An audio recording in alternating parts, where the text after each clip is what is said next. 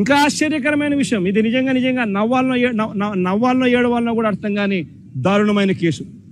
2024 ఎన్నికల సందర్భంగా 2024 ఎన్నికల సందర్భంగా అంటే ఎలక్షన్ కమిషన్ ఆధ్వర్యంలో నడుస్తూ ఉన్న పీరియడ్లో ఆ టైంలో లిక్కర్ పంచుతా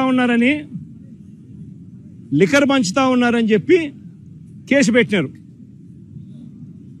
లిక్కర్ పంచుతా ఉన్నారని కేసు పెడితే తర్వాత మళ్ళీ చంద్రబాబు నాయుడు గారి ప్రభుత్వం వచ్చిన తర్వాత దాని మీద దర్యాప్తు కూడా పూర్తి చేసి ఛార్జ్ షీట్ కూడా వేసినారు కదా, అయిపోయింది కదా.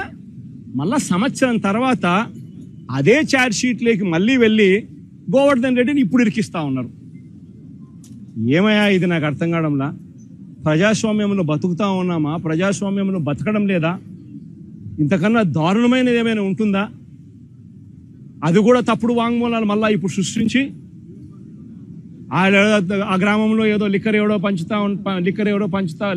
పంచుతా ఉంటే ఎవడో ఎందుకు పంచుతున్నారని అడిగినాడంట. ఈయన ఎందుకు పంచుతావా అని మీరు అడుగుతారా అని కొట్టమని చెప్పి ఈయన చెప్పినాడంట అని ఇప్పుడు కేసు పెడతారు. ఎంతటి దారుణంగా జరుగుతుందో ఒకసారి చూడమని అడుగుతా ఉన్నా.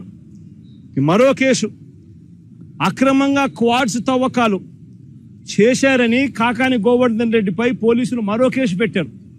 నిజంగా ఒక మంత్రిగా ఉన్న వ్యక్తి ఒక మైన్లో క్వాడ్స్ తవ్వకాలు చేశారు అని చెప్పి కేసు పెట్టడం అంటే ఎంత దారుణమైన ఆలోచన చేయమని అడుగుతా ఉన్నా. ఈ కేసులో పసలేదు అని చెప్పి కోర్టు నిర్ధారించి A1, A2, A3లకు యాంటిసిపేటరీ బెయిల్ కూడా ఇచ్చింది. గోవర్ధన్ అన్న A4, మరి A1, A2, A3కి యాంటిసిపేటరీ బెయిల్ ఇచ్చినప్పుడు A4 వచ్చేసరికి మాత్రం ఏకంగా జైల్లో పెట్టినారు. ఆశ్చర్యం కలిగించే విషయం ఏంటంటే ఈ కేసులో ఎంత కుట్రపూరితంగా ఈ కేసు పెట్టారంటే, ఈ కేసులో ఇదే చంద్రబాబు నాయుడు గారు గవర్నమెంట్లో చేసిన విజిలెన్స్ రిపోర్టు, ఈ విజిలెన్స్ రిపోర్ట్లో వీళ్ళే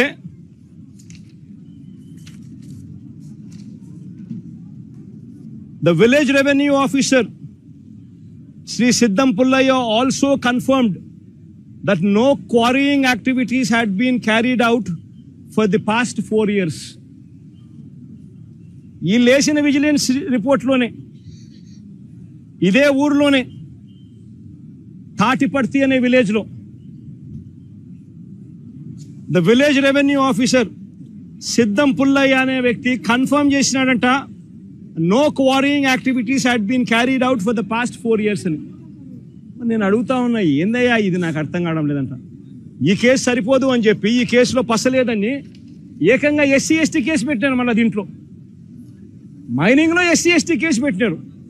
నిజంగా ఎంత దారుణమైన వీళ్ళ పరిస్థితి ఏమిటి అని ఆలోచన చేయమని అడుగుతా ఉన్నా. సేడిజం అన్నది చంద్రబాబు నాయుడులో నరాలలో సేడిజం అన్నది ఎంతగా ఉంది అని చెప్పడానికి ఇవన్నీ కూడా నిదర్శనాలు కావా అని అడుగుతా ఉన్నా.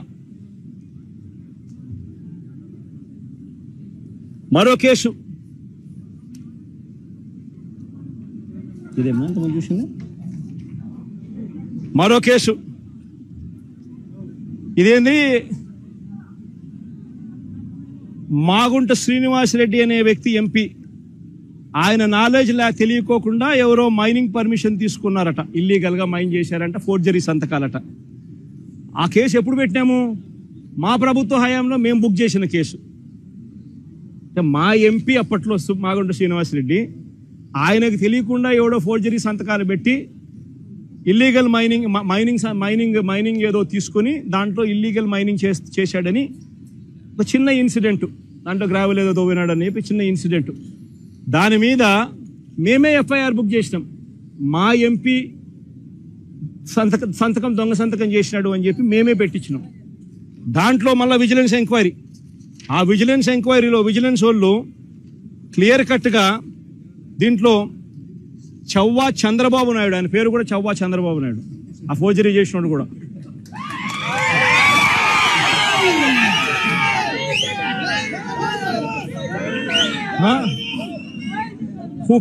who paid the initial amount through 5 demand drafts as a purchaser అని రాసినాడు.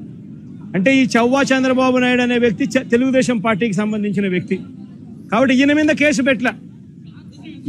కేసు పెట్టకుండా ఈ కేసులో కూడా కాకాని గోవర్ధన్ తీసుకొచ్చే కార్యక్రమం చేస్తా ఉన్నారు. ఆశ్చర్యం కలిగించే విషయం, సాక్షులు ఎవడనంటే చవ్వా చంద్రబాబు నాయుడు అనేవాడు సాక్షి అంట. అంటే తెలుగుదేశం వాడు సాక్ష్యం, తెలుగుదేశం వాడు సాక్ష్యం ఇవ్వడం ఏంది? ఆయన మీద కేసు పెట్టుకోకుండా ఆయన సాక్ష్యం తీసుకొని మాజీ మంత్రి కాకాని గోవర్ధన్ రెడ్డి మీద కేసు పెట్టడం ఏంది? ఎంతటి దారుణంగా జరుగుతా ఉందో ఒకసారి చూడమని అడుగుతా ఉన్నా. ఆయన ఇల్లు 100 కోట్ల రాజభవనం అని చెప్పి అని ఇంకొకటి, ఇల్లీగల్ గా ఆయన సంపాదించిన ఆస్తిలో 100 కోట్ల రాజభవనం పెట్టాడని అని ఇంకొకటి.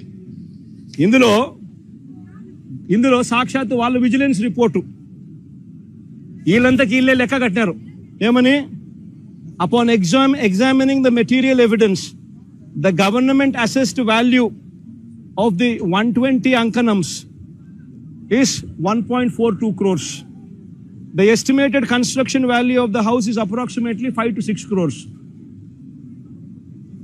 ఈ లెక్కల ప్రకారం 6-7 కోట్లు దాటినప్పుడు 100 కోట్లు అని చెప్పి ఆయన మీద ఇంకొక తప్పుడు ఆరోపణలు చేయడం ధర్మమేనా అని అడుగుతా ఉన్నా.